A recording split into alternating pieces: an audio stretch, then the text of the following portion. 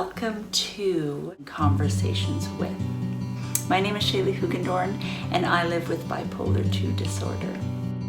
Sharing with others is healing, both individually and collectively. Sharing our stories will educate others, bring more understanding, shed more light, and smash more stigma.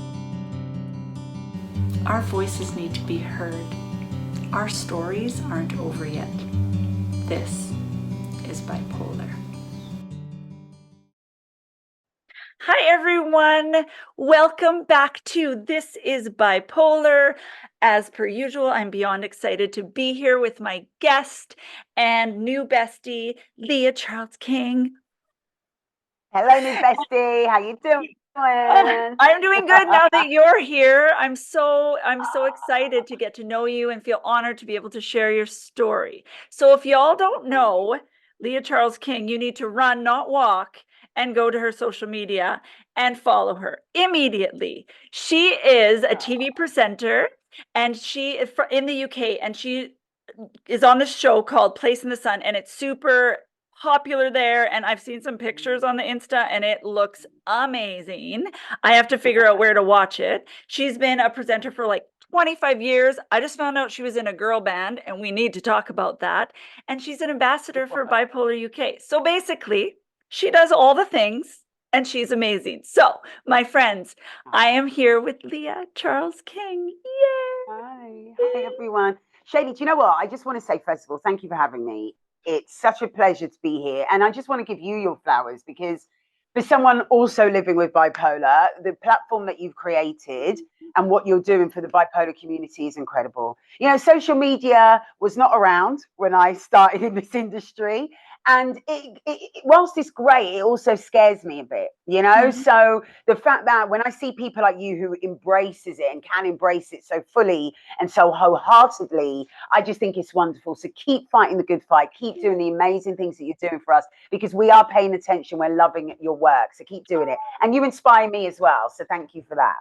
Oh, thank you. Thank you so much. Yeah, it's just my greatest hope to just carve out spaces on the interwebs, right?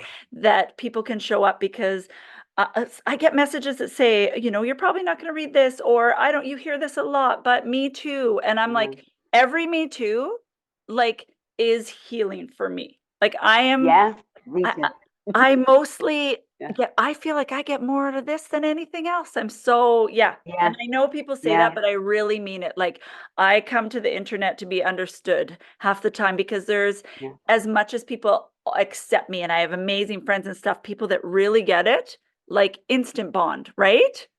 Yeah. Yeah. It is, particularly those who have, you know, that they've gone on a journey.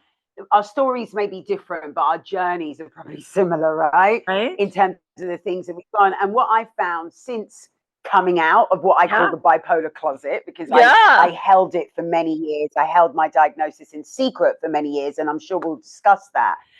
But since sort of coming out and being loud and proud about it, that has been the most healing and rewarding thing for me, because it means that not only, you know, is there representation as a Black woman, because mental illness in the Black community is still very taboo. It's the fact that I've been able to make a tribe and find a tribe. And like you, I get many messages a day from people saying, thank you. I can understand. I heard you on a podcast. I've seen you on I read an article, and just thank you for highlighting your story, because now that's made me go and get help. Now I showed my parents your story, and now that's helped them to understand me more. I've told my doctor, and now, you know, so people are actually getting help now, based upon things that me and you are doing, and other people, of course, within the community. But it blows my mind because all those years of hiding it because of the shame and stigma I felt, and to be able to turn that pain into power, that in turn heals me, but heals other people, or helps other people, or makes them go, my God, I recognize myself in her. I'm going to go and get help. I had people emailing me saying, I saw you, I heard your story, I related so much. I went to the doctor, and now, you know, I'm now been diagnosed bipolar, or I'm getting help, or I'm getting support. And you know what? Then it makes it worthwhile, because I'm a private person. I could think of better things to do than to sit here airing dirty laundry, because again, in my culture, it's not a thing to do. But I believe that representation matters, and actually it should be very normal for all of us, no matter what color or creed, to be discussing mental health, but also mental illness. Because people don't mind talking about mental health, but it's the mental illness part that is very taboo, very dirty. That people still bipolar, mental illness. People try and avoid those words, but it is what it is, guys. Shaley and I both have a mental illness. It's called bipolar, but you know what? It doesn't hold us back. It used to, but we know that beast. And now that beast doesn't hold us back. And that could be you as well if you are suffering in silence, because I was one of those people that suffered and suffered and suffered and suffered. And, since grabbing that by the horns, and like I said, bipolar used to have me, but now I have it, by the balls type of thing. It doesn't run me anymore. I run it, And now I know what I'm fighting against. It makes the fight easier. I'm not saying that it's taken everything away and life is so great and I never have down days. Of course, God blimey, I'm always having down days. That probably will never go away. But the bottom line is my mindset and the way I handle this thing is very much different to when I was first diagnosed 13 years ago and was given this what do they call it, diagnosis, this label that I knew nothing about, and sent along my merry way with a bag of tablets. Nobody educated me on what bipolar was, how it would affect me. In fact, I believed that I was going to become evil. So I was looking at the clock any minute, waiting to wake up and become evil and become this, because that was the only benchmarks that I sort of had on it. And obviously that didn't happen, thank God. And I've had my moments. I mean, of course, I could be a moody cow. I'm bipolar. But I've learned not to be so much of a moody cow now. I'm much better with that. So Mic drop for you. I love it. Sorry, I get into it sometimes. I'm like, whoa, let's go. It's my favorite thing. And honestly, like you're talking about, being a bipolar cow or not, or moody cow, which is hilarious. But knowing that a lot of that wasn't inherently you. Right? Like I struggled with that. It was like a personality flaw. I'm not a good person. And it's really hard. Like if I was bleeding, you'd be like, oh my goodness, how can I help you? But if I'm snarky or if I'm short with people or if I'm not able to pay attention, then I'm just a flawed human being. You were literally just being an awkward bitch, for some people. They just know the empathy ends there, doesn't it, really? When it's an invisible condition. So for many years, just like you, growing up, it was like I was always this fun, outgoing person, very funny, always like to involve people, very inclusive. But then there was this other side that I might say something or do something that I didn't know, and people are reacting like negatively, like, oh, she just said that, and I'm like, no, what did I do? What did I say? I didn't quite understand, because people just didn't. They just believe that that's her personality, but actually it was bipolar. Bipolar makes us do very awkward things, right? Oh my sometimes, gosh. and particularly when it's undiagnosed and unnoticed. You can imagine in my manic phase, and anyone who's been through mania would know the things we've done. Some things I'll have to take to the grave. Because it's that, you're just like, hey, we move. When we know better, we do better, right? I want to, as you were bringing that up, I want to go back. And I was listening to you on a podcast this morning. You kept me company. I was, just intrigued with your story, and we're similar in that we were diagnosed late. And so I wanted to start back when you were a kid, or back when you first started to notice that maybe you're feeling a little bit different. And just what that felt like. And, what age did you kind of notice, or did you notice? It's funny, actually. I was doing an interview earlier with a newspaper in the UK, because obviously it's Mental Health Awareness Week. And they asked me a similar question. And, it wasn't until recently you remember things, right? Because for me, when this first kicked off for me in mania, I thought that's where it began, sort of. But actually, when you go back and you start looking and going, well, how long is this piece of string? When did this actually, because it started somewhere.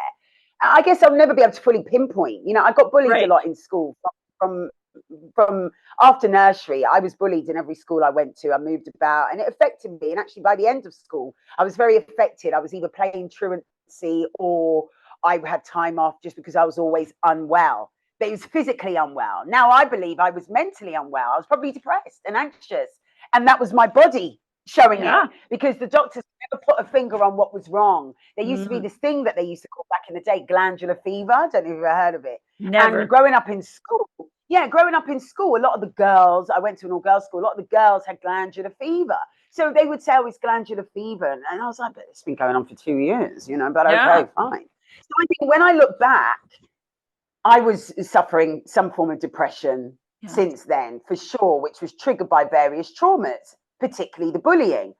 I was bullied for many years, and I became the bully to protect myself. And then I was bullied again. So it just went round in circles, you know, and it's awful for everyone involved. Do you know what I mean? For the people who bullied me, for the people I bullied, you know, it's awful, you know?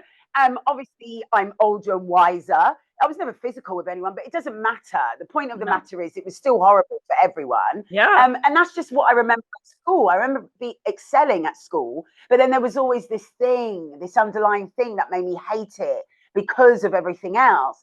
And I remember thinking, I always felt very different. But I always thought it's because, I mean, this sounds very bipolar, what I'm about to say. But I always thought, well, it's because I'm a star. From a young age, I've been singing, performing, acting. And maybe that was the difference that I felt to my peers, right? I'm from inner city London. I'm a black kid growing up in London, in a poor area that's now really gentrified and very posh. The flat I lived in as a kid, is now worth multi-million pounds. You know, but back then it was like, you know, so they gentrified. This is Notting Hill, West London, you know. And now it's all beautiful. Now it's all beautiful and it's very posh. But in those days growing up, it was inner city, urban London. And so, you know, I thought, well, maybe. And then I moved to Wembley. Everyone knows famous Wembley, where the stadium is. So, you know, to me, those were my environments, right? So I thought, well, maybe that's the difference I feel, because maybe I'm a bit different to somebody else.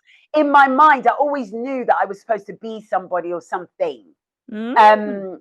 But never knew what. Oh no. Have I cut out? Nope. No? All right, hold there. I'm just getting this because you're gonna edit this. My thing is going to die. Yes, you've got the words. Oh God, it's I'm glad you noticed. Has the sound changed now, Shaley, for you? Has the sound changed? Testing. Has the sound changed? I might have to put on my, because I'm about to take out that microphone. If I put in this earpod, let's see how that sounds for you. How's that AirPod for you? Is that better? Can you hear me? It sounds almost similar. It sounds almost the same. Yeah. All right, fine. We'll have to use that. Well, I've had to take out the mic to plug in the thing. Oh yeah. Don't worry about that. And also, this new AI on my podcast levels our voices. You have to tell me all about this. Jeez. Yeah, it's brand new. I barely know things. Yeah, it doesn't make, like, you have to have some raw material to work with, and it takes out your, like, the ums and ahs and, like, and pauses. I just did it on my last one, so I'm not as, like, concerned if it's, but yeah. No, you sound great. Fine. Hey, I'm gonna do this. So when I'm editing, I'll see editing there. Now I know. We're just doing the robot. Outtakes, bloopers. That's hilarious. I love you so much. Okay, you were saying. Yeah. So I just felt different, is what I was saying. You know, I just felt different. I wondered if it was because I was doing different things. You know, so by the time I was a teenager, I was in a girl band with my cousins. I'm going to take out this earring because it's clashing on my earpod. So basically, we were singing at a family party. And we were discovered by a family friend who was a producer. And then we ended up forming a girl band. And many years on, I mean, after lots of rehearsal and practicing and blah, blah, blah. But a few years later, we got signed a major deal with Sony Music. And we had a major record deal. And we lived that life for many years, almost 10 years we were together as a band. So, what are you called? What are you called? Tell us. Oh, we were called, which is the crappiest name in the world, but we were called Cliche. Now, it was in the 90s, guys, when we used to spell things differently, okay? And it was spelled Kleshay. And the irony was it was supposed to be ironic because it's something that we're not. We're not a typical girl band. We're not a cliche. So we'll spell it differently to prove that. Obviously, we split up like every girl band does. So we were a cliche in the end. But we were a good group. We were a genuine group. We were true vocals. We worked really hard from the ages of 11, you know? We were singing from the ages of 11 and we got signed at the age of 13, 14. So I've been in the industry a long time. Before that, I was a child actress. I mean, my first gig was in Billy Ocean's music video, Get Out of My Dreams, get into my car. Get in the backseat, yes. Yeah. So if you look at that video, and you know that bit where it goes, beep, beep, yeah. I'm even still doing the moves. In the song, if you look, there's a shot where there's 3 little girls in a Cadillac, and I'm the one in the middle. Of course, I'm the one in the middle. I'm looking. Yeah. So that was me. So, you know, you can find Cliche music videos on YouTube. You can find obviously that Billy Ocean video. But so I was doing stuff from a very young age, right? So by the time I got in my late teens and I was feeling different, I don't know what that was, whether it was depression, whether it's what, but I felt different. Sometimes I would cry over it. Something didn't quite feel right. No matter what, it wasn't like a different good, you know, it was like a different, like, I don't feel like I'm the same as everyone else. I don't feel connected with this world. I feel like everybody's living a life and I'm just a person walking in it, like, you know, but like a character, but I don't feel like even the main character in my own story. Wow. And what is so juxtaposed about that is because people would have looked at me and gone, but you're in a girl band. And at that time, by the way, because social media wasn't about then. But at that time, Cliche were big, certainly for us, coming from London. Cliche were big. I was quote unquote famous. Not the type of famous that is different now because of social media. Like anyone could be famous. In those days, if you got famous for something, it was genuine because you only had newspapers, you had billboard posters. And those are the things we had. So we had big billboards, like how you'd see, you know, on the motorway or the street or the high street, whatever. We had records, we had CDs, well, you know, we had music videos, and you had PR. So you didn't have social media and all those types of things. You didn't have to be your own PR. Now we have to be our own PR. Right. I find it so hard now. That's why I said I'm scared of social media in many ways, but I recognize it as a powerful tool, right? Yeah. But, you know, so in those days, people would have thought I've made it, I was doing well, but I always felt this sense of throughout, something isn't right with me. Wow. Something just isn't. I couldn't quite put my hands on it. Now, could we say it was bipolar at that point? I don't know. We'll never know. Yeah. Because the triggers didn't come on till years later when there was a run up of various things in my career. I dealt with a lot of racism. I dealt with a lot of sexism. And it's hard when you're sat in front of TV execs and they're acknowledging the hard work you put into the industry. They're acknowledging your talent. And as a Black woman, knowing that I had to work, or felt I certainly had to work 10 times harder than my white female counterparts, because we know that's how the game is. Yeah. So you're there, you're doing it, and then an exec is saying, I'd love to give you that better gig in the spotlight, but you're Black. And the people of the UK are racist. London's cool, but outside of London, they don't want to see Black people on their TV. So we can't elevate you. Now, for me, I've always found that shocking, exactly like you, because I've experienced racism. Of course, I'm from London, but because I'm from London, right, it's a melting pot.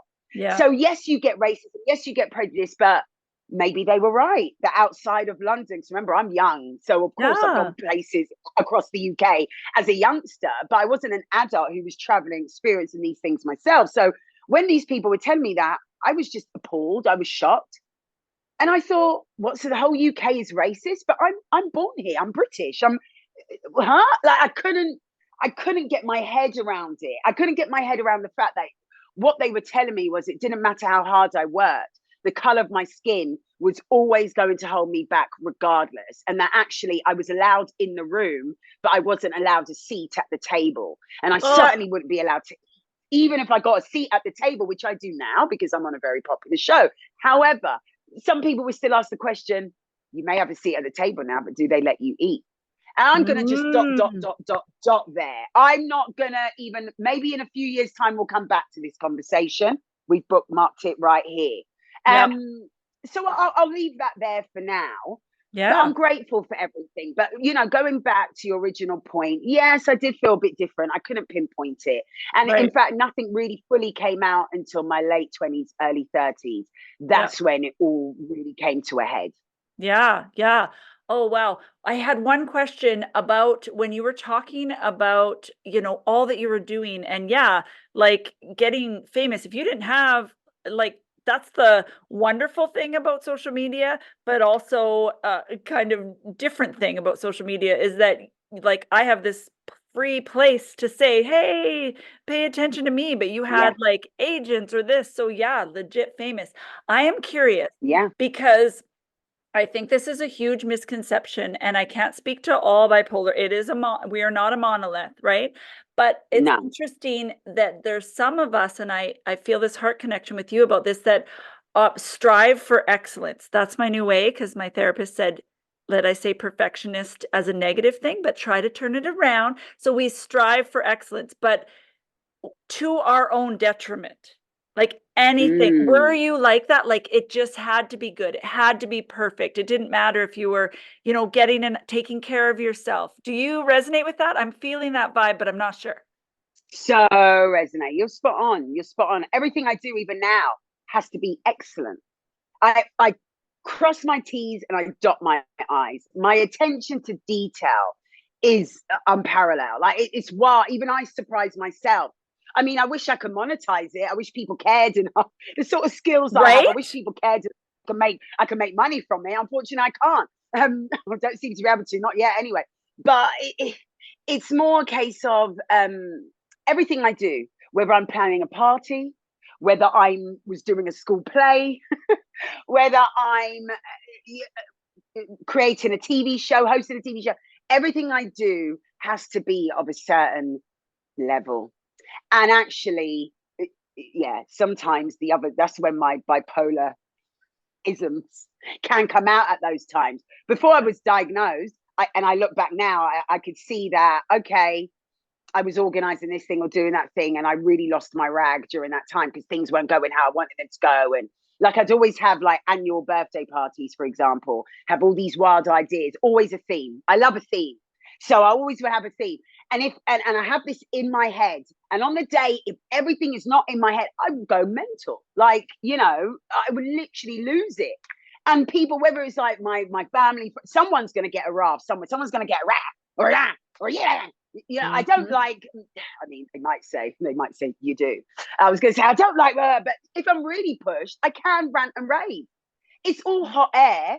And it will pass over in 5 minutes like a Caribbean storm. It comes, it pours, and it goes. And everyone's forgotten it rained. And we're all sat in the heat and they all love me again.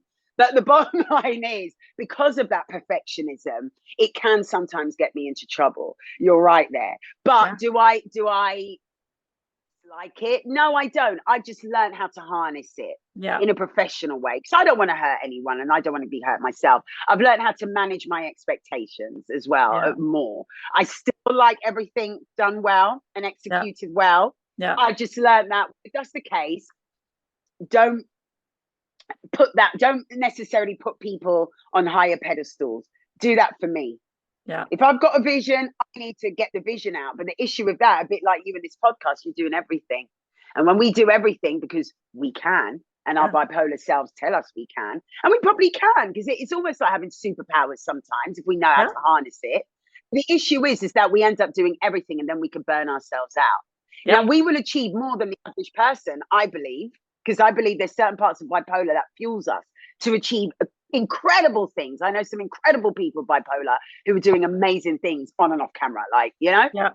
But it's just a case of how do we harness those powers without burning out? And I think that's where, in my experience and experience of seeing other people, where we fall. Because what goes up must come down. And when we get these visions, we get really tunnel visions about it, don't we? And then before we know it, we're burnt out and we're having, it may not be a major mental health crisis, but it can knock you back for a few weeks, can't it? Yeah, for sure. For sure. After a major event, I did a huge fundraiser for human trafficking, Runway to Freedom. It was like something that probably would have taken like a professional to do in a year. And I decided to do it with a friend. And we decided, oh, why? Of course, we'll do it in 8 weeks. And it took me a while to recover. And I think you're right. And I think I do want to be aware of those that haven't figured out the right medication, have, like a lot of severe things. We are motivating people, but we also recognize that there are people that are listening to this that can't get out of bed and can't, and we honor that too. This is just our experience. Absolutely. For sure. What I want to tell those people is that I can't obviously speak for you, but I'm sure you would agree. I was one of those people who couldn't get out of bed, who wouldn't leave the home, who was riddled with anxiety. I still get riddled with anxiety. I still get the thoughts. But what I do hope for those particular people is that they see that there is life after diagnosis. Yeah. That you were feeling shit now. Believe you me, you were feeling like it's Groundhog Day, because that's how I used to feel. Every day I'd wake up and it felt like the same shit, different day. Groundhog, groundhog, groundhog. I couldn't cut. It was just awful. It felt like nothing was going my way. Everything was getting worse. And this was post-diagnosis. It wasn't easy. I didn't just bounce to this place here. Exactly. This way you see me here has taken 13 years, actually, since diagnosis. I think this is my 13th year that I would have been diagnosed. So this is what you're seeing here. You're seeing somebody who was sick and tired of being sick and tired. Yeah. And I was so sick and tired of it. I said, enough's enough. Because you know what? Either it's rock bottom, and I knew I didn't want to take my life, even though I attempted many times, right? Sadly, but thankfully, I never achieved it. Which means that I'm here to live another day, which means that actually I never want to go to that place again. And I knew that in my heart of hearts, I didn't want to die. And I don't think anyone, who takes their own life, sadly, wants to die. They don't. They just can't take the pain, because I couldn't take the pain. So I get what pushes you there, right? And this is why I do what I do, because any way that I can maybe stop someone from going there. If somebody's sitting there watching us now, those that are in our position that may be doing well in life, good for you. Keep fighting the good fight. We're here. Let's continue. But for those who were like me many moons ago, who are in that bed, in that house, crippled with depression, anxiety, mania, hypermania, and all the exhaustion and the mental anguish that goes with it, I want to beg you, not even ask you, not even say to you, I want to beg you, take every minute as it comes. Try not to think too far ahead, because that's what I did. I said, but I can't, but this, life is ruined, but it's always a but. Everything was a no. In my head, my brain lied to me for years. And that's what bipolar does. It lies to us. And it's easy for me to say, don't let it lie to you, but really don't let it lie to you. Yeah. Know that there is life after this diagnosis you've been given. Know that you will be able to get out of bed. Know that you will be able to have a career. You will be able to have a relationship. And more than that, men and women or whatever you're into will like you just for you. They're not going to not like you because you've got bipolar. And if they don't like you because you've got bipolar, they're not for you. Surround yourself with great people who will amplify you, who will lift you up, and who will be there for you.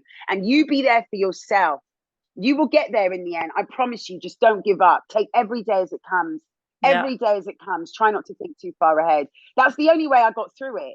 That and believing in God, believing in something bigger than myself. Because if I just had to look at the world in 2D and at myself, my brain that was lying to me every day, telling me how rubbish I am, how untalented I am, how ugly I am, what a mean person I am, that nobody likes me, I'll never make anything of myself, I'll never do anything, I'll never achieve anything, life is over, kill yourself now, all of that. If I'd listened to that, then hey, we wouldn't be here. And even if it ends for me today, which I pray it doesn't, obviously, I pray for a long life for us all. the bottom line is that I know since my diagnosis and since coming out that, like you, Shaley, we've helped people by just sharing our story. We're not out here trying to be saviors. All we're trying to do is just share in the hope that it just helps you, because we know that pain. And all we're trying to do is just help other people not feel that pain, right? Am I right? I don't mean you are right. Your driver, right? Because that's the only reason why I'm an ambassador and I speak out, because I just think, gosh, I wish I had that. I wish I just had one person that looked like me or that I could relate to. That, do you know what I mean? That would tell me it'd be okay, and actually go, it's all right, you could get dressed. It won't always be so hard to brush your teeth. Yeah. It won't be so hard to get out the door. You will be okay. You will be okay. I promise you will be okay. That's my prayer for you. So sorry, I'm going back. Never be sorry. Never, ever be sorry. I love that. And I love that you didn't, I love how you're saying you will be okay, but you're not saying when. And you're saying you were there for a long time. Because I find that I used to always hear stories from the other side, and bless them. And I'm a woman of faith too, but especially some things at churches, it was always overcome.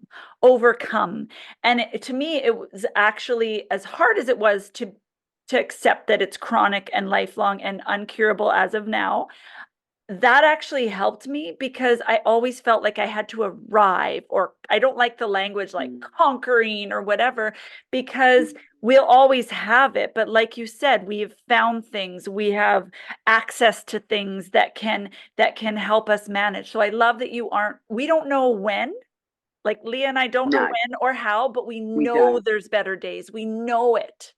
Yeah, there are. There'll become more better days than there are dark days. I promise you that, if you just hold on. Even though it feels like Groundhog Day and it may feel like, gosh, this is never going to change. But there are things that we have to do as well. Yeah. If we sit in the pit, then we're going to stay in the pit. And that's the truth of the matter. If we rely on friends and family to pull us out, listen, yes, I had a few people, but at the time of my breakdown, I probably was a nightmare. My family disowned me for 2 years. Now we're close again. But I had nobody for 2 years. I lost my relationship. I lost my home. I lost my job. I lost my family. I lost everything that I could lose at that point. I lost my belongings. I lost all my memorabilia from all my career, from a child up until that point. And I was just like, forget this. What is the point? And what is the point? And I will tell you something, just for those, because I feel really led to say this, and I don't always go deep. I'm a believer. Anyone could be religious. Remember that. I could religiously go to the gym. So I don't ever say I'm religious, but I believe in God, and I believe in Jesus specifically. But I just want to say, because I feel led, is that day I lost all my belongings because I was in a bipolar phase. I had no money. It was in storage because I'd lost my home, right? And I had nowhere to put the stuff, and then I had no way of paying these bills. And obviously by then I was sick anyway. So what were bills? What were bills? I don't even know how to brush my teeth. What are bills? I lost all my stuff, and it felt like a death. It felt like the biggest loss I'd ever had, obviously, because it was everything that I knew. And when you go through mania and bipolar and all of that, you lose a lot of memory, you lose things. And that was the only thing that was keeping me going, was my achievements, my girl band, the memorabilia, the this, the that, the things that I did in my early career in kids TV and things like that. And all of it was gone. It was lost. It was stolen. It was taken. And I remember sitting on a bus when I heard the news, bawling my eyes out, bawling. Just felt like life was over. That's it. That's the last thing I need now. Forget it. I'm out. And I just heard that still quiet voice saying, and that's why I just want to share this. And it said to me, your latter will be greater than your former. That was it. Beautiful. And to be honest, at that point, I thought, I don't want to hear no biblical scripture. Don't tell me my latter's going to be great. I don't give a damn about that. Because at that point, I was very angry with God. Because I said, how would you let this happen to me? Why would you let this happen to me? I was brought up Catholic. I became a Christian in my early 20s.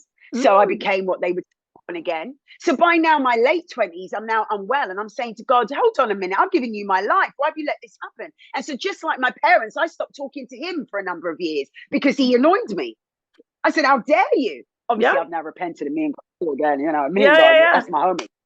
But you know, at the time, I was furious. How could you let the enemy do that to me? How could you let me be attacked? I've done everything you wanted me to do. And now you've gone and lost my belongings. You've let my belongings get stolen and lost and all the rest of it, as well as me having a major mental illness that I'm now going to have to hide for the rest of my life. Thanks to that. And people say you're real. Well, you know what? I'm not even talking to you anymore. I'm done. Yeah. And that's what I heard back. But the reason why I'm telling this is because whoever's listening now, I want them to know, well, I'm here. God was right. Now, for those who aren't believers, I'm not here to try and convert anyone. I just wanted to share that. For anyone right now, like you say, who is on the sofa as I be, even now on my depressed days, that's where you'll find me on my sofa for days. Wouldn't talk to anybody because it still happens to me now. Yeah. So again, that's why I didn't say a when to that person that we're talking to right now, because we shouldn't put timescales on ourselves, because that pressure makes it worse. And then the guilt that comes with the pressure when we don't follow through everything that we put in our heads will then set us back days and weeks. And it gives enough space for the enemy. And if we're not talking a spiritual sense, let's just talk about the enemy of the mind, because the battle's in the mind, right? Yeah, that's good. How's that enemy to come and attack you? Do you know what I mean? Because then you're feeling, I said I was going to do that yesterday. I said I was going to get up today and I was going to have a shower. That was the thing I was going to do today. You know, sometimes it's that bad. Yeah. That you could just make little thing. Today I said I was going to have a shower. It gets to 9 o'clock at night and you still haven't had that shower. Now the guilt comes. And now the thoughts come and you see, so pathetic. You can even get up and have a shower. Look at you. That's what would happen to me. And then I'll be set back for days because of something like that. And now I'm, you know, that person that we're talking to, I just want to say to them, give yourself a break. Give yourself a break. Give yourself a break. Don't just, honestly, if I could just get across anything to somebody, because I just beat myself up, you know. Nobody could beat me up physically, metaphorically, emotionally, mentally, the way I would beat myself up. Yeah. Like in a room. Like a championship boxer, I beat myself to a pulp. Yeah. And anyone who's going through that right now, just go easy on yourself. Just please go easy on yourself. You look at the likes of us. I've still got a long way to go. I still suffer behind closed doors. I try and be as open as possible. I'm not that type of person that's going to come on social media and start crying and go, everybody look at me. For me, I find that a bit weird. It's not my style. But I will talk like I'm talking now and say, listen, I still suffer sometimes. My mood still goes low. I still suffer quite more depression symptoms than manic symptoms of bipolar. Yeah. But at the same time, I've learned different skills to manage. So, wow. There you go, babe. Wow. Yeah, that's good. And for my friends that aren't people of faith, we will talk about other things, but I just wanted to mention that because I was like deeply wounded by folks, well-meaning folks in the church, you know, judging my faith, judging all the things because I couldn't heal myself. Yeah, the same thing. I was in church that time. You know, you're getting people to pray for you, on you, around you, ironically, and again, everyone each to their own. I'm closer to God now, and I haven't been going to church for years. You know, me and God are tight. We're good. We're good. Yeah, so it doesn't have to. Sorry. Right. No. It's your podcast, honey. So you go for it. What was you? I'm just here. I'm just a vessel. I love it. Yeah, I feel it more sometimes outside a building. Like this feels like church to me. Us being honest and messy and open. This feels like church, not shiny happy. I don't know. I'm just saying. Amen to that. Amen to that. And that's why I said to people, it's not about religion. When people say, are you religious? No, I'm not religious. I'm a believer though, but I'm not religious, because anyone could be religious. We can all religiously go to church, you know, and come out as assholes afterwards, which many people do. Let's be really real. And I knew from quite an early age of why I became a Christian from Catholicism in the first place, because I was like, this isn't right. Everyone's going to church and doing this whole Hail Mary, and then they're coming out and I'm seeing that one. There must be something more real to this. And that's what got me on my journey, my path with God. But I was always close before, but I didn't quite understand. It was something more taught. I had to learn for myself. And then, like I said, when I became ill, I was angry with him because he's like a father, right? He's like our own father. So I was just angry. And then obviously I've come round of that. And I realized that, you know, that story, that parable, is it? I used to have it on my wall called Footsteps, when the guy says, the guy was walking along with Jesus and he says to him, you know, there was 2 sets of footprints. And look at this whole part where my journey was so hard. There's only 1 set of footprints. You abandoned me. That's what he said to Jesus. You abandoned me. That's how I felt. You abandoned me. And he said, I didn't abandon you. Those footprints are mine. I was carrying you. Yeah. And that always stays with me because it's true. I couldn't see him or feel him at that time. I couldn't. And I was annoyed. But when I look back, I think, God, he really carried me because the amount of suicide attempts and the different things and the fact that I'm still here willing to tell the tale. I mean, another thing that he told me along that journey was, yeah, you may have this bipolar, but you don't need to accept it for what it is. Watch what I do with it. Again, he hasn't lied. And this is at the time when it was all in secret. I never imagined, because of the stigma, I did not think I would publicly even tell friends that I had bipolar, let alone tell the world and be talking about it, be an advocate and an ambassador. So again, was it wrong? So, but anyway, that's just the people, those who have faith, will hopefully they can resonate with that. And those that don't lose heart either, because you can hear our stories. Of course, we know that having faith helps. But if you want to look at it as the universe, and I say all that in the hope that it will lead people in the right place. I'm not here to preach.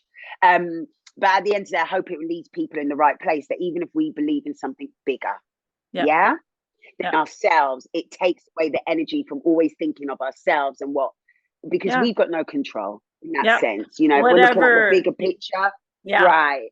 Whatever that bigger is to you, then it doesn't feel, because depression makes us small. It makes our world small. I feel like it puts blinder on me. It makes us small.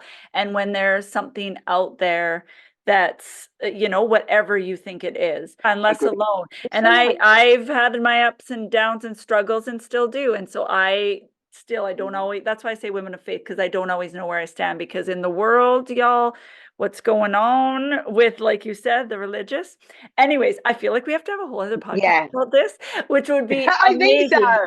But I mean, it's an important topic to have. And that's why I always say to people, I'm not preaching, because, at the end of the day, your God could be Yahweh, could be Jehovah, it could be Allah. Do you know what I mean? It could be whoever your God is your God. That's absolutely fine. And we're not here, obviously, to preach that. What we are here to preach, though, or to encourage, is to have faith in that God that you believe in, or have faith in something that's bigger than you. Because that was one of the key things that shifted my mindset towards wellness. I feel like you stay in that dump, as you described, that blinkered depression, the way it clouds you, you stay small.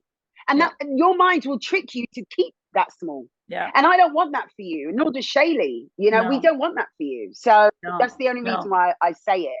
Because I believe it's important to share the truth and the whole truth, and you take the bits that you want to take, I get scared to talk about that part, just because I know how many people me too, and such, and I don't want to be identified with the North American stereotypical, because of all the other stuff. But that is going to be, I am saying it now, we are going to have a podcast on this, because it's a tough one, but it can be really beautiful. And it's a part of your story, right? It's a part of your story. And even me, one of the things that actually helped me heal, just in this patriarchal society, look at us, we're just going there, going deep, was viewing God as mother, and in those nurturing parts, right? Just in this male dominated world, I couldn't, the he, and that kind of blasphemous in the church that I used to go to, but I had to see that as nurturing, because I kept getting hit over the head with, that I'm inherently bad. And you know what? I already thought that. I didn't need to believe that. I think that, deep down we're good. We're good. Of course. And the thing is, we have to recognize that there are churches that do amazing things, and there are churches that also do a lot of damage. I've been in those churches too. That has caused more damage than good. I've heard stories from people that said, I went to church for healing and help, and actually I came out worse. So that's why I'm not preaching about church. I'm preaching about your relationship over religion. I have a relationship with a higher being. Yes, I've brought up to use the pronouns he and whatever, but I see God is bigger than a he. Do you know what I mean? So God is something that it's a sex that we don't even know because we're not gods, right? God is just God. I was listening to this podcast and you were talking about, you know, you were telling people, you were crying for help. You were like, hey, I think I'm this. I think I'm this.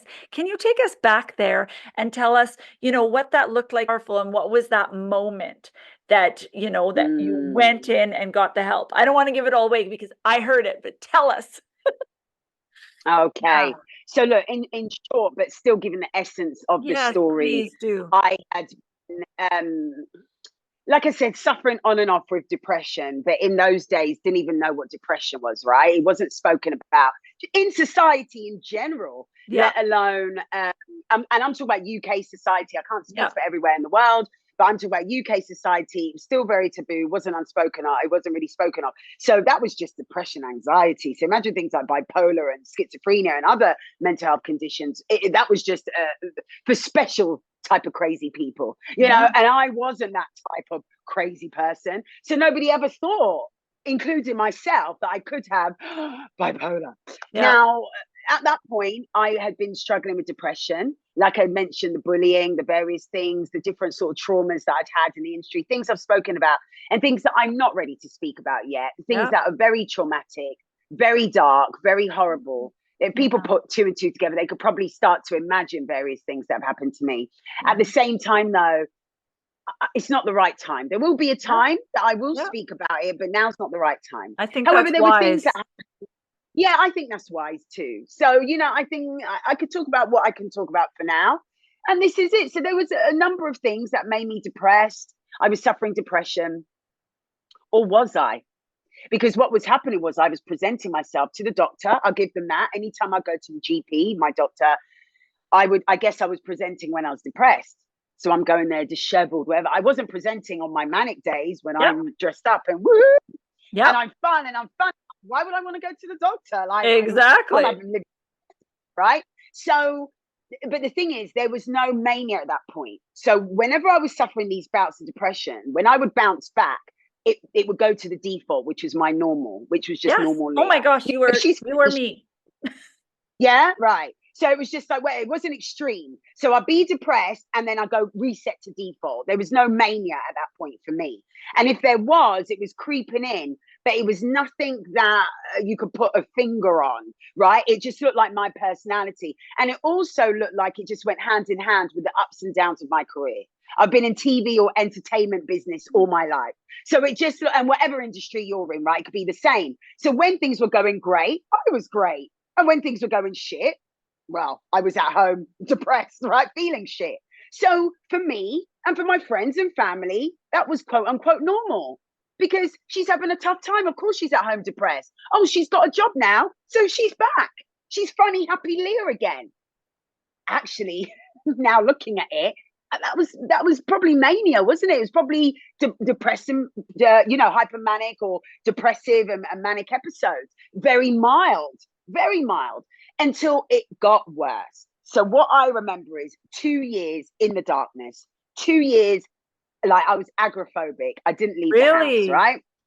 Yeah, I couldn't even bathe. I couldn't get dressed. I couldn't brush my teeth. I remember my ex-partner one day picking me up in my clothes, in my pajamas, and just putting me in the shower. Wow. I must have stunk.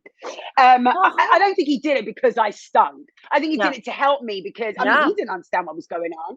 But he was just like, I think it was just something he did because I felt like he felt that just that water on my body would have been healing.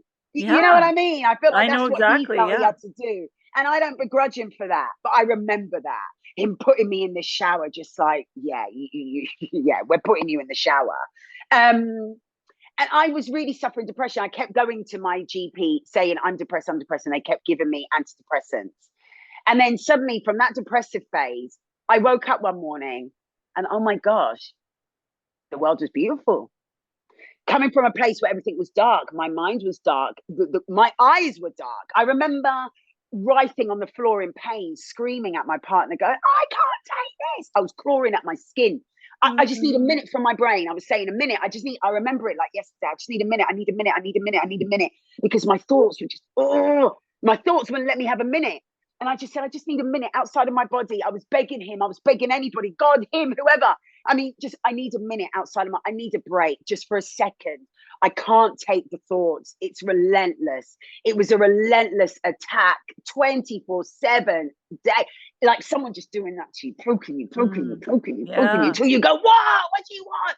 Yeah. And that got to that breaking point for me. I was writhing on the floor in physical anguish. I've never felt such pain like it, right? And we didn't know what was wrong.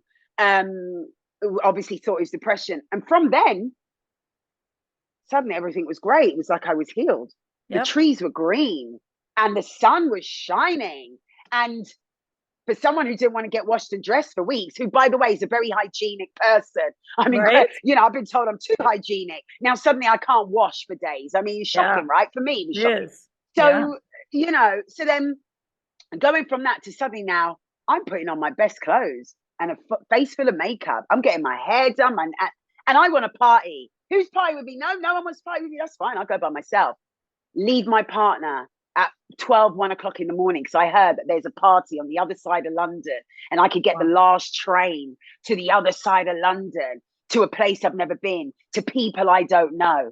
And I remember one time in this situation, sitting on this train, and it was like an out-of-body experience. My thoughts are going, you would never do this. Something is wrong with you. You would not leave your partner. You would not go to a random party. You would not just cross London to meet strangers. I don't even know how I heard of this party. That was so wild. Like I was just doing wild things like that. I was spending, buying stuff on eBay, like auctions, just to fight people, just for like a penny. Just so I could win. I had to win. And then they were coming through the door. I don't know what was in them. I wasn't opening. We had a spare room, and I was throwing it all in the spare room and closing the door. And I was just a different person. And then one day, but I knew something wasn't right. I knew in my heart, I was like, something's just not, right. But I couldn't stop it. Whether I wanted to or not, I couldn't stop it. People don't understand that. People don't understand that. I read once, there was this post by someone that said, mania doesn't give suggestions, it gives orders.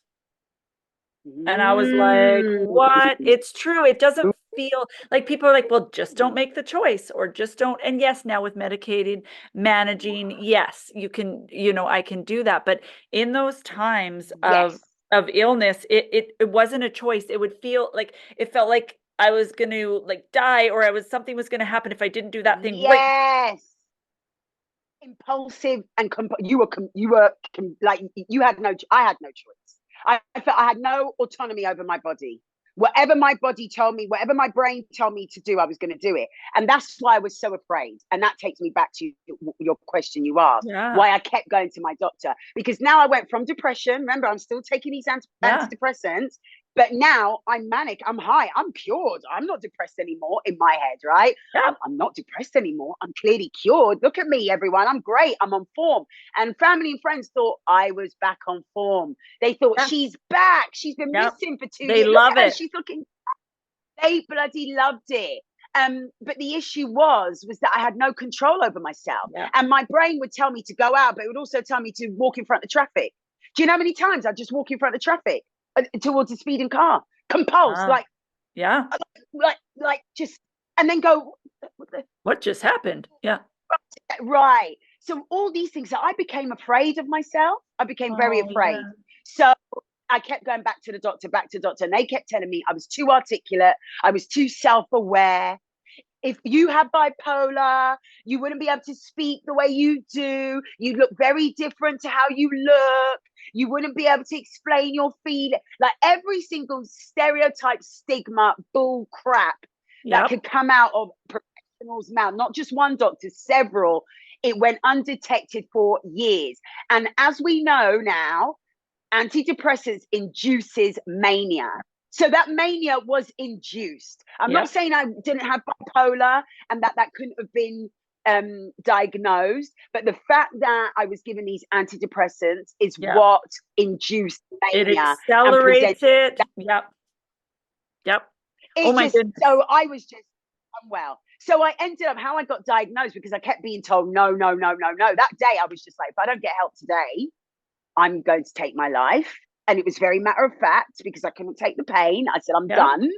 Yeah. This is my last chance saloon. Obviously, in my heart of hearts, I realized that it was a cry for help. Because I always, like I said, I was afraid of myself. I always knew I didn't want to die. I always knew I wanted to live. But my brain, my body couldn't fight the fight anymore. I was tired. I was really tired. And so I wrote a suicide note, and I brought it to my doctor's surgery. And through silent tears, I just slipped it across the counter. And it said, my name's Leah Charles. I'm a patient here. And if you don't help me today, I'm going to leave here and I'm going to take my life. That's how, I mean, I said it a bit more straight than that, but yeah, I basically said that. And obviously it was all panic and all systems go. An ambulance was called. I was taken off in an ambulance and then put in just a weird meeting room at the back of an old part of a hospital and left there for hours to the point where I thought, well, screw this. Because remember, I'm manic. I'm like, screw this. I can't sit in one place for 5 minutes, let alone 3 hours. So I got up and I started walking about. Suddenly I'm seeing these people chasing me. We've been looking for you everywhere. Are you Leah Charles King? Yeah. We've been looking for you. And I said, please, I'm begging you, put me in a hospital. Put me in a hospital now. I need to go. If you don't, that's it. It's on for me. And they said, no, you're too again, they said the same thing. Hospitals aren't nice places. You're too articulate. It wouldn't be good for you. I said, it would be good for me because if you don't take me to the hospital, this is what's going to happen. They gave me some drugs to sedate me. And they sent me home. They sent me home. I think they were actually sending me home on the bus. And I was like, I don't even have a bus pass because I walked into the doctors and the doctor brought me in an ambulance. They would just gave me a diazepam and was sending me on a bus. And I think in the end, because I said I don't even have money to get home, I think they put me in a cab. I vaguely remember that. And I got home. And then after that, they said someone would be in touch. So you could be referred to psychiatry. And maybe 6 to 8 months later, I finally got that invitation to go to the psychiatrist. Within half an hour of him asking some of my story and some of my life, he just puts down his pen and looks at me straight and goes, Leah, you have bipolar. He said, you've achieved a lot, but you've also had a lot of trauma. And you know what? People with bipolar do achieve a lot. They're high achievers. But he said there's no way you were going to reach to an old lady and not have had a breakdown and not have been diagnosed with bipolar. So here we are. And that is the story, my friend, of how I was diagnosed. Not for want of trying. They kept plugging me with the wrong medication and kept shooing me away. And that made me angry. And so when I got that diagnosis, I felt vindicated and I felt high for a while. I was like, yeah, I knew it. I told you all. And then I felt angry because I felt like, God, I could have been dead 10 times over. I was crying for help and I was ignored, like, because it was used against me that I'm articulate, that I could string a sentence together. So what? Are you trying to say people with bipolar are dumb? They're stupid. They don't know how to speak. They're actually some of the most clever. Now I know this, obviously not at the time, but they're some of the most intelligent people I've had the pleasure of meeting, like yourself. So all these untruths that we're told are untruths. And that is what is important to me to get across on this journey now as an ambassador or as an advocate, you know, to speak about it, because we are conditioned with all these untruths that make us small, make us nothing, dim our light. But our lights should continue to shine bright because we are intelligent, talented, thoughtful, empathetic people. If we come out on the other side of all the hardships we've been through, you've got a choice. You can either come out bitter and twisted and a horrible person, or you could come out the other side where your empathy levels, your understanding, your love for people is so magnified. And thankfully, that's the side I came out, and that's why we're here today. Nothing I do is for selfish purposes. I turn things down if they're not authentic. I don't do this whole mental health thing because it's a buzzword or it's a campaign or it's good for social media. That's why I don't have my own podcast. That's why I don't have my own channel, because until I can get to that place that I could do it healthily without making myself sick, I just can't, I can't justify it. But if Shaley invites me on her podcast to talk about it, I'm going to use that hour or two to really drive home, you know, the information as much as I can, and to share in the hope, oh God, in the hope that it helps someone. It saves a life. It gives somebody hope. It lets them say, you know what, I may be down, but I'm not out. I may be low, but I can come back out of this again. I can survive. I can live a good life. And more importantly, to know that we deserve to live a good life. Oh, It's not yes. entitlement. We deserve. We deserve happiness, you know? We deserve it. There's nothing different to what I know as people with bipolar, we beat ourselves up. For years, I told myself I was untalented. I didn't deserve anything. Lies. I deserve it. I deserve a good job. I deserve a good home. I deserve to be happy. I deserve to laugh. I deserve to love and be loved. And so do you. And so does everybody else who has bipolar. We are not bad people. Do not believe anyone who tells you you're bad. If anyone tells you you're bad, you need to change your friends. Yeah. As far as I'm concerned. Yeah. And you Surround need to yourself with good forgive people. yourself for the things that, that you have done because of your disorder, right? Like it can, Absolutely. your brain can help you just stew in those things, and just the shame and embarrassment, you have to forgive yourself. You have to forgive yourself if that's, if you've treated Spot someone. on. Like I think about how, like how at home, like with my husband, how he got the brunt of it, and I can wallow in that. And, I've apologized, and, it was hard, but I have to forgive myself or I can't be well. I just can't. You have to forgive yourself. And that is exactly what you said. That is the crux of becoming well again. You know, I wrote 25 steps to living well with bipolar. It was like a little free ebook I gave last year. I'm gonna send it to you. Maybe you'd Oh, I want would to share love with your that. viewers. Yes. There are any viewers who want who, I don't know, you could put a code word like say yes or something, and you Yeah. could send them each copy, yeah, from me to them. And I Oh, basically outlined the 25 steps that I did, things that I did. And that is, I think, is a key thing, because if we don't forgive ourselves for the bad things we've done, we're going to continue to ruin those relationships, because you know what, your husband stuck around, he loves you, yeah. right? So at the end of the day, if you keep going on and on and on and on about it with him, that can then ruin it. Whereas you've got to forgive yourself, put Yeah. that to bed, and say, right, how am I going to show up tomorrow? Yeah. Because now I realize the thing I've done wrong. It doesn't give us an excuse to be horrible people to others. Go, oh, well, I've got bipolar, so I could be a bitch. No, it doesn't give us an excuse. Yeah. But if you work on that mindset, and once we figure out certain things, like you say, you forgive yourself, you apologize to others, and then you have to draw a line and move on. That means you can't pull yourself back, and don't let others pull you back. Because I've had people from my past that have come now in my future, in my present, and have tried to pull me back to that past. And I've gone, well, hold on. I'm not that person. You're not pulling me back there, my friend. It's not going to happen. I'm not that person. I apologize for that. And we put that to bed. But what you're not going to do is 20 years on, beat me around the head for something I said 20 years ago. I profusely apologize. I can't, say any more than that. I was unwell. But at the same time, you're not going to now in 2024, for example, keep banging me over the head with it when I'm trying to do so much good in the world. Like, absolutely no way. Yeah. And too, like we are not perfect. When I mess up, when I'm snarky, when I, just get overwhelmed, I call it the apology tour. I'm like, I'm here for the apology tour. And luckily, I believe in forever chances. So you try again. You try again, because it is going to pop up. Oh my goodness. Agreed. That was so beautiful. Before we move into, I want to talk about actually some of those things that you talked about, the 25. I want to talk about some of those, and I want to talk about, because as you said, this is Mental Health Awareness Month. It's the week where you live. It was my week last week. It's all over the country, but May is Mental Health Awareness Month.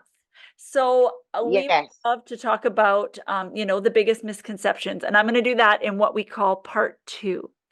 But for this section, I just want to say I am so glad that you are in this world, and I am so glad, and it sounds bizarre, that you wrote that note and you showed up for yourself. That, my friend, I know you had no choice, but the courage that takes, it will inspire other people, because you know what, when other people aren't showing up for us, and friends, you can go back and listen to my episode and just see the mirror in me and Leah, because the medicine, the begging for help, we have that in common. And so I just feel that so deeply in my body when you were talking about that. And I just encourage people, because the stigma and all of the, the shame that society puts on us, don't let that stop you from getting help, because you deserve to get help. And the stigmas are real, and things aren't going to be rosy, and there might be discrimination against you, but you deserve to feel well. And we are working on changing those things. And I want to talk about those misconceptions. So I just got all excited, but all that to say, you are doing the thing. You are saving the lives. You are showing up. You are being honest. You're not saying, hey, look at me, I'm all better. You are saying there are things. And you are saying you are putting the work in. And I love you, and I can't wait to talk to you about the next segment. So, friend, thank you. Thank you. This is Bipolar. Thanks again for tuning in. You can find video versions of This is Bipolar on our YouTube channel. We also have all our previous episodes of the podcast on Apple, Podbean, Spotify, and Google Play. We spend most of our time on Instagram at this.is.bipolar. There is a vibrant community there where we have conversations and post different ideas and different strategies, and we'd just love for you to join us there. It is so helpful if you enjoy our work or think it would be helpful to someone if you could like and share and save and follow us in all or any of those spaces. If you're a listener for the podcast, if you could leave a review, we would be forever grateful. Again, thank you for being here with us. Let's get the word out. Let's share lived experiences so that we can change the ideas that people have about bipolar and help those of us that live with it feel less alone. This is Bipolar.